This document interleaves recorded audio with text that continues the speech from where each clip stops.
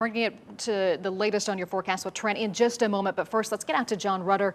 John, you are in Medina and there is some significant storm damage in that area. Yeah, Katie, Danita, good morning. Trying to give you a scale of just how large the damage is here in Medina. The hole from this tree that was uprooted, probably 4 feet deep, and then 8-10 feet of mud just above me here with all of this dirt, mud, roots that were pulled up when this tree fell on this home. We are on South Elmwood and Mill Street in Medina, and you can see the roof crushed, windows are broken, torn limbs out here in Medina, a lot of damage to this home. We talked with a neighbor who knows the family that lives here. She says that they are okay. They're staying with a friend right now, but they're obviously a little shocked with everything that has happened this morning. These homes are just a block or two from some railroad tracks, and that neighbor says that this storm was the loudest thing that she has ever heard. I live by railroad tracks. I hear trains every day, but nothing like this. It was so intense. It was so scary. I honestly didn't even know what was happening. Got some more downed lines that we're showing you at Wadsworth Road. This is just kind of a similar scenario that we've seen all morning long. Downed trees, downed power lines, just really illustrates how powerful these storms were. Meanwhile, in Montville, the wind so strong that it ripped off the cloth roof of a salt bin. What's left of the roof was just ripped to pieces and scattered around the base of the structure. The storm also producing some hail. Some more video pictures also sent in to us from some of our coworkers from out in the Avon area. These are images sent in from our news director and our general manager. We had reports of a quarter to a golf ball sized hail, so that can really do some damage falling from the sky in that storm. Then in Barberton, more down power lines. Video from our overnight news tracker, Mike Vielhaber. Wires down on a building. This would be at 5th Street Northeast and Wilson.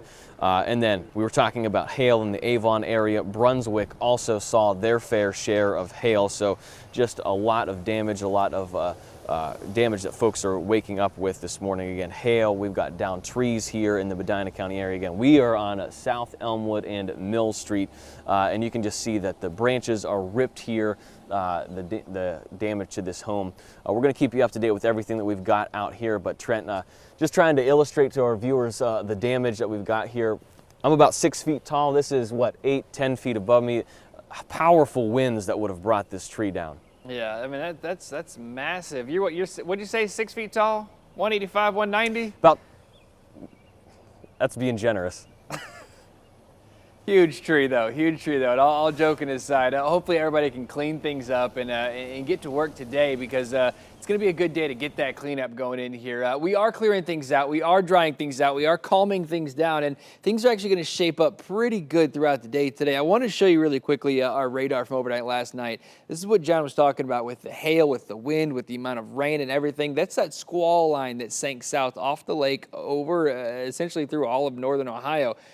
He mentioned quarter to golf ball size hail. Anytime you get 1 inch hail, which is the size of a quarter, that can cause damage, and that sparks warnings. The entire area on the leading edge of this, it was a blanket warning for every county on the leading edge of that for hail and wind.